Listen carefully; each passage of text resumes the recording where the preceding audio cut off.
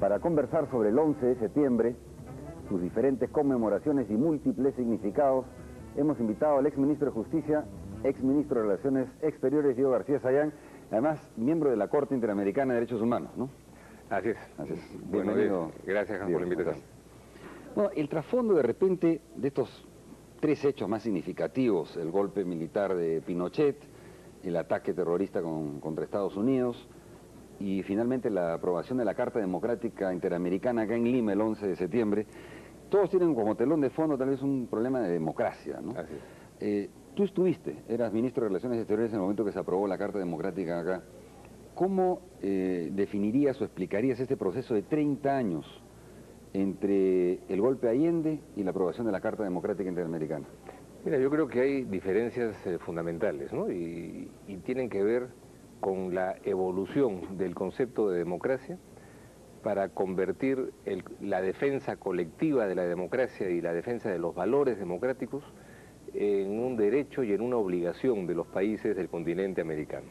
Ya no es ningún secreto que el golpe militar del año 73 contra Allende no solamente fue tolerado, sino que fue auspiciado por la Agencia Central de Inteligencia.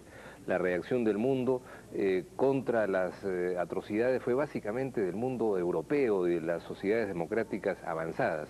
El sistema interamericano de alguna manera se tragó el sapo del golpe de Pinochet como muchos otros golpes militares, ¿no?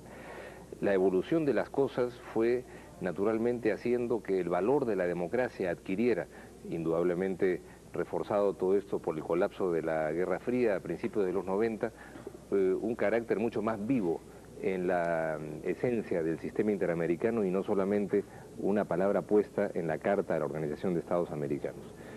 La reconstrucción democrática en el Perú creo que fue una buena expresión de ello, ¿no? De un lado, la acción directa de la gente, de los jóvenes en las calles, buscando pues elecciones transparentes, buscando que hubiera un régimen tolerante y pluralista, y la acción de la comunidad internacional en donde distintos actores, y los Estados Unidos jugando en este caso a favor de la rehabilitación democrática, de alguna manera dieron un antecedente para que para fenómenos parecidos a los que pudieran presentarse en el futuro hubiera una suerte de vacuna, y para eso se elaboró la Carta Democrática Interamericana.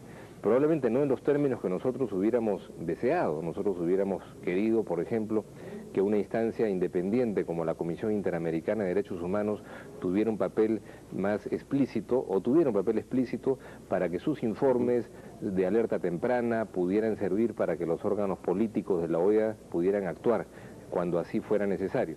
Eso no quedó así porque un instrumento internacional, como tú sabes, es fruto de una serie de transacciones y de negociaciones en donde al final el producto es una creación colectiva, ¿no? Y ahí está el juego de las voluntades políticas en todo caso. Iniciativa peruana, pero al final creación del sistema interamericano. Claro que sí. Ahora, ¿qué paralelo podrías hacer tú entre las transiciones que se han vivido, digamos, en el caso chileno, ¿no?, y en el caso peruano, por ejemplo, en relación a temas que están de plena actualidad, en temas de la verdad, ¿no?, el tema, o sea, de las comisiones de la verdad que se crearon allá acá, o el tema, por ejemplo, de las relaciones civil-militares, ¿no? Mira, yo creo que hay que decir y pensar muchísimo, y habría que hablar largo sobre esto, en beneficio de nuestra autoestima nacional, ¿no? Porque nos damos muchas veces de latigazos sobre lo mal que estamos en una serie de aspectos, y realmente en lo que es la calidad y profundidad de la transición democrática en el Perú hemos hecho muchísimo y muchísimo más que en otras transiciones, tal vez aprendiendo de ellas. En primer lugar, no se impuso la impunidad. Las leyes de amnistía o de autoamnistía que se dieron en el 95 quedaron sin efecto por acción de una decisión de la Corte Interamericana que los tribunales peruanos aceptaron como tenían que haberlo hecho. En otros países han pasado 5, 10 y hasta 20 años de las leyes de amnistía y se sigue hablando de ese tema. En segundo lugar, yo creo que ha sido muy clara una redefinición radical de las relaciones civiles militares para asegurar la sujeción al ordenamiento constitucional en todos los aspectos, incluidas las decisiones administrativas y presupuestales, cosa que no es exactamente el caso en todos los países que transitaron a la democracia en América Latina. Y por supuesto el tema de la Comisión de la Verdad, que podríamos decir, bueno, en otros países también hubo comisiones de la verdad, pero yo creo que el mérito de la decisión de crear la Comisión de la Verdad en el Perú, yo creo la valentía ahí de Valentín Paniagua como presidente, que tocaba indudablemente también a un gobierno en el cual él había sido parte, el gobierno del arquitecto Belaúnde, tiene no solamente la valentía de la generación de la Comisión de la Verdad, sino la enorme complejidad de los problemas que tenía que tratar nuestra Comisión de la Verdad. Porque en el Cono Sur, ¿cuál era el esquema? ¿Qué cosa es lo que había que analizar? Las atrocidades cometidas durante una dictadura militar, ¿no?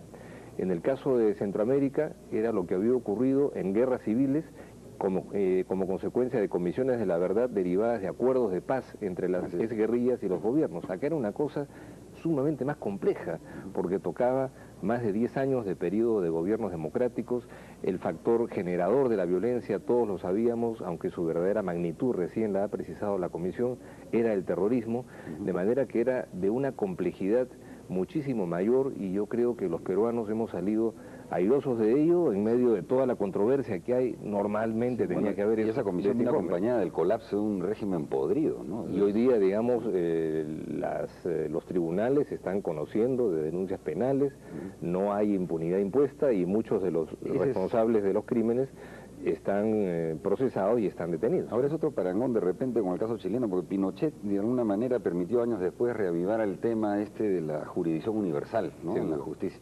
Y hoy día nosotros estamos de alguna manera atentos a eso en el caso de Fujimori, donde ya son muchos países los que creo que... Y no es la situación pues de hace 20 o 30 años, en donde un ex dictador puede pasearse libremente por el mundo sin que eso le importe a nadie.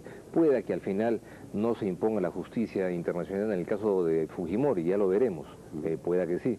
Sin embargo, es evidente que un ex dictador en los años 50 o 60 no hubiera tenido los problemas que hoy día tiene Fujimori para movilizarse por el mundo, que son evidentes, ni lo que ostensiblemente le ocurrió a Pinochet cuando inocentemente se refugiaba en un hospital en la ciudad de Londres.